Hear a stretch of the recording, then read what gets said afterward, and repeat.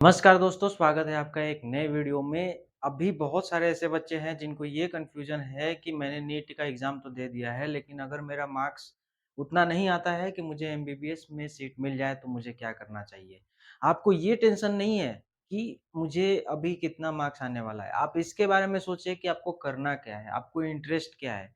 क्या आपको इंटरेस्ट है कि आपको नर्सिंग में जाना है, आयुर्वेद में जाना है, होम्योपैथी में जाना है या आपको फिज़ियोथेरेपी करना है? वीडियो शुरू करने से पहले आपसे गुज़ारिश है यार कि अगर आप इस चैनल में नए हो तो चैनल को सब्सक्राइब कर लो। मेडिकल फील्ड से रिलेटेड सभी चीज़ें की जानकारी इस चैनल पे दी जाएगी। एमबीबीएस को हम साइड में रखते हैं क्योंकि अगर आपको एमबीबीएस करना है तो आपके पास इतना ज़्यादा पैसा होना चाहिए कि आप एक प्राइवेट मेडिकल कॉलेज में नाम लिखा सकें और उसकी फीस होती है लगभग 50 लाख से लेकर के और उसकी फीस होती है 50 लाख से लेकर के 60 लाख तक। तो आप सोच सकते हैं कि कितनी ज़्यादा फीस है। यहाँ तक कि अगर आपको गवर्नमेंट में सीट चाहिए, तो गवर्नमेंट के लिए आपको पता ही है कट ऑफ बहुत ज़्यादा जाती है और इस बार मुझे लगता है ऐसा कि कट ऑफ इस बार गवर्नमेंट सीट के लिए 580 प्लस मार्क्स चाहिए, अगर आपके स्टेट में ज़्यादा मेडिकल कॉलेज नहीं है। अगर आपके स्टेट में मेडिकल कॉलेज ज़्यादा है तो आपको टेंशन की ज़रूरत नहीं है। अगर आपका 500 प्लस मार्क्स आता है, तो हो सकता है कि अगर आप ओबीसी कैटेगरी अगर 2 में है, तो आपको आराम से मिल जाएगा। दूसरी बात अगर हम यहाँ पे एमबीबीएस को साइड में रख के अगर देखेंगे कि क्या मुझे अगर मेडिकल फील्ड में जाना है, तो कौन से ऐसे कोर्सेज़ हैं, जिसे मैं करके और मेडिकल फील्ड में जा सकता हूँ या जा सकती हूँ। तो आपके पास बहुत सारे ऑप्शन हैं। अगर आप आयुष के कोर्स को करना चाहते हैं, तो आपके पास है आयुर्वेदा, होम्योपैथी, यूनानी, सिद्धा, शोवा रिगपा। ये सभी चीज़ें हैं जो आयुष में आते हैं, यानी कि आयुष के डिपार्टमेंट में ये सभी चीज़ें दी गई हैं। दूसरी चीज़ अगर आप फिज़ियोथेरेपी के लिए जाना चाहते हैं, तो आपके पास है बैचलर ऑफ फिज़ियोथेरेपी, जो कि आप आराम से वो भी पढ़ाई कर सकते हैं। लेकिन अगर आपको इंटरेस्ट है कि नहीं, कि मैंने नीट का एग्ज़ाम दिया है, लेकिन मैं सिर्फ़ पासिंग मार्क्स है मेरा, तो आप कहीं भी नर्सिंग का भी एग्ज़ाम दे कर के नर्सिंग में आप जा सकते हैं। अगर आपको इंटरेस्ट है कि मुझे नर्सिंग में गवर्नमेंट से करना है, तो आपका अगर नीट का मार्क्स अच्छा है, अगर आपका नीट का मार्क्स 350, 400 ऐसा कुछ आया है, तो आपको आराम से गवर्नमेंट कॉलेज मिल सकता है। लेकिन आपको यहाँ पे ध्यान देना है कि आपकी इंटरेस्ट क्या है? क्या आपको एक डॉक्टर बनना है या फिर आपको एक एज़ अ मेडिकल फील्ड में बस मुझे जाना है, चाहे वो नर्सिंग हो, चाहे फिज़ियोथेरेपी हो, चाहे वो फिर एनिमल वाला डॉक्टर हो। तो ठीक है, आपके पास ये सभी ऑप्शन हैं। अब मैं बारीकी से आपको एक-एक ऑप्शन के बारे में बताता हूँ। सबसे पहले अगर देखेंगे आप तो आयुर्वेद के बारे में, bachelor of Ayurvedic medicine and surgery.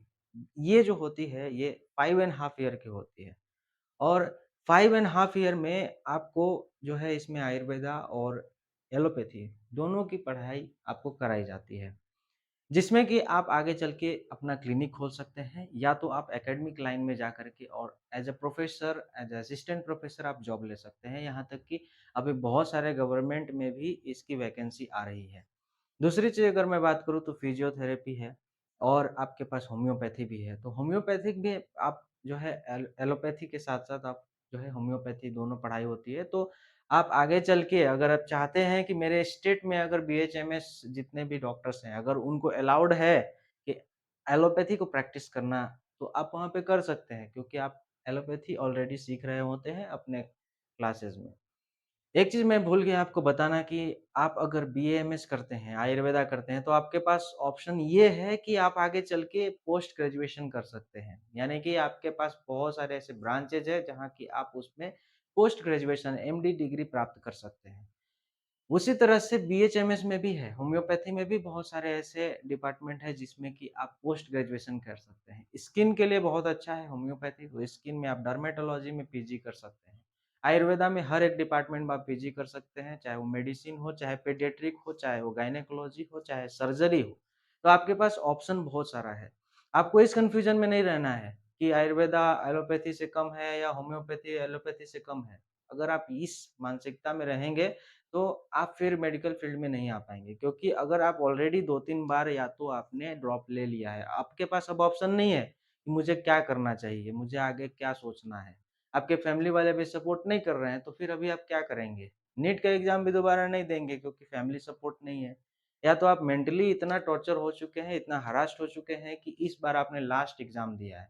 या फिर आपने पहला ही एग्ज़ाम दिया है लेकिन अब दूसरी बार एग्ज़ाम देने के लिए आपके पास ऑप्शन नहीं है, तो आपके पास ये सभी चीज़ें हैं जो कि आप चूज़ कर सकते हैं।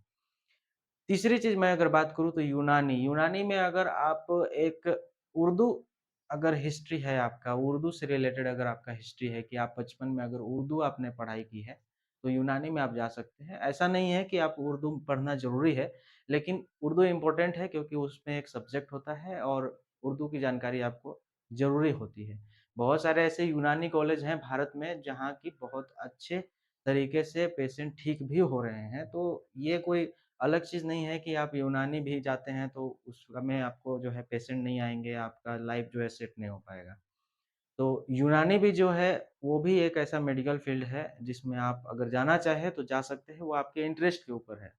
नेक्स्ट अगर बात करूँ मैं तो आपको पता ही है कि बीडीएस जो डेंटल की जो कोर्स होती है, bachelor of dental science and surgery जिसमें कि आपको जो है सभी दाँत से बीमारियाँ जो होती हैं, दाँत से रिलेटेड जो भी बीमारियाँ हैं, उसके बारे में आपको पढ़ाई कराई जाएगी। तो आपको अगर इंटरेस्ट है कि पार्टिकुलर मुझे सिर्फ़ और सिर्फ़ दाँत के लिए ही मुझे स्पेशलिस्ट बनना है, इंटरेस्ट है अगर आपका तो बीडीएस में भी जा सकते हैं, लेकिन बीडीएस का गवर्नमेंट का कट ऑफ जो है, वो बीएएमएस के बराबर ही होता है। अगर बीएमएस गवर्नमेंट कॉलेज आपको चाहिए तो एट लीस्ट आपको कम से कम 490 प्लस मार्क्स चाहिए, अगर आपके स्टेट में ज़्यादा कॉलेजेस नहीं हैं। उसी तरह से बीडीएस का भी रहता है 500 520 मार्क्स रहता है, तो ज़्यादा डिफरेंस नहीं है। आज के दौर में अगर स्कोप में देखा जाए तो इस बीडीएस से ज़्यादा यानी कि डेंटल से ज़्यादा आयुर्वेद में आज ज़्यादा स्कोप है। गवर्नमेंट सपोर्ट कर रही है, इंटरनेशनल कंपनियाँ सपोर्ट कर रही हैं, सभी लोग प्रेज़ कर रहे हैं कि आयुर्वेदा को जो है पूरे वर्ल्ड में ले जाना चाहिए, सब लोग इससे ठीक भी हो रहे हैं, तो इस तरह से जो है आयुर्वेदा का आज स्कोप बढ़ रहा है। लेकिन दुःख की बात ये है कि लोग आज बीएमएस करने के बाद भी एलोपैथी की प्रैक्टिस करते हैं और यही कारण है कि आयुर्वेद आज के दौर में जो है ना, वो यहाँ पे भारत में अगर है, तो लोग उसकी महत्व नहीं समझ रहे हैं, लेकिन जिस दिन कोई फॉरेन कंपनी या फॉरेन मेडिकल एसोसिएशन अगर आयुर्वेद को अपने हिसाब से अगर भारत में प्रेज़ेंट करेगी, वो थोड़ा-सा चेंजेज़ करके नाम वग़ैरह इंग्लिश में चेंज करके अगर वो भारत में आयुर्वेद के जो ट्रीटमेंट्स है उसको ला कर के अगर प्रेज़ेंट करेंगे, तो लोग सोचेंगे कि अरे! ये तो बहुत अच्छा है, ये हमें करना चाहिए। तो हमको आज ध्यान देना पड़ेगा। हम अगर नीट का एग्ज़ाम आपने दिया है, तो आपके पास ऑप्शन है कि आप आयुर्वेद को चूज़ कर सकते हैं, होम्योपैथी को चूज़ कर सकते हैं। नर्सिंग में भी आप बीएससी नर्सिंग में भी जा सकते हैं, 12th के बाद अगर आपका बैकग्राउंड है कि आपके पास बायोलॉजी, फिज़िक्स, केमिस्ट्री, तो आप आराम से नर्सिंग में भी जा सकते हैं। नर्सिंग एक डॉक्टरेट डिग्री नहीं है, लेकिन आप हेल्थ प्रोफ़ेशन में एक बहुत बड़ा आपका सहयोग होता है।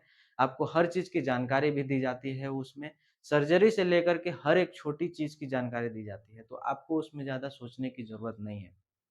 अब आप इस कन्फ्यूज़न में ना रहें कि एमबीबीएस ही चाहिए, एमबीबीएस होता तो बहुत अच्छा होता, बीएमएस कर ली बीएमएस में अच्छा मुझे नहीं मतलब कि वो डाउन है थोड़ा, ऐसा आपको सोचने की ज़रूरत नहीं है। आज के दौर में हर एक मेडिकल फ़ील्ड को सरकार जो है एक नज़र से देखती है, हाई कोर्ट एक नज़र से देखती है।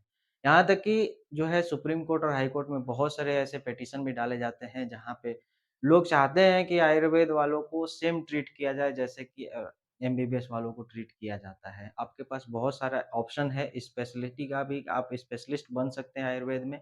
तो अभी बहुत सारे ऐसे चेंजेज़ हो रही है जो कि आयुष के फ़ेवर में है, यानी कि आयुर्वेदा, यूनानी, होम्योपैथी के फ़ेवर में है। आप इस बात को ध्यान में रखिए, आज से 10 या 15 साल बाद आप देखेंगे कि आयुर्वेद में आपको एडमिशन लेने के लिए गवर्नमेंट में 550 मार्क्स भी अगर आपने लाया तो आपको एडमिशन नहीं मिलेगा।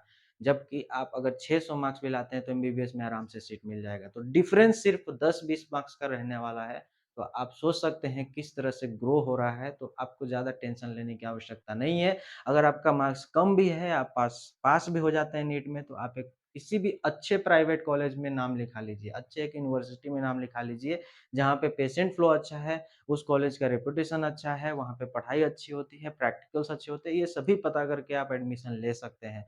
फिज़ियोथेरेपी में भी आप जा सकते हैं, फिज़ियोथेरेपी भी एक मेडिकल फील्ड का बहुत ही अच्छा और आधुनिक चिकित्सा है, जिसमें कि आपको हर एक बॉडी मूवमेंट्स के बारे में पढ़ाई करनी पड़ती है, हर एक मसल के बारे में पढ़ाई करेंगे, आप सब चीज़ की पढ़ाई करेंगे जो एक मेडिकल स्टूडेंट पढ़ाई करता है और फिज़ियोथेरेपी डॉक्टर भी बहुत सारे बीमारियों को आज ठीक कर पाते हैं और फिज़ियोथेरेपी एक नीड होती है कि कोई भी अगर ट्रीटमेंट अगर एलोपैथी का लेता है तो सर्जरी के बाद जो है फिज़ियोथेरेपी की आवश्यकता होती है।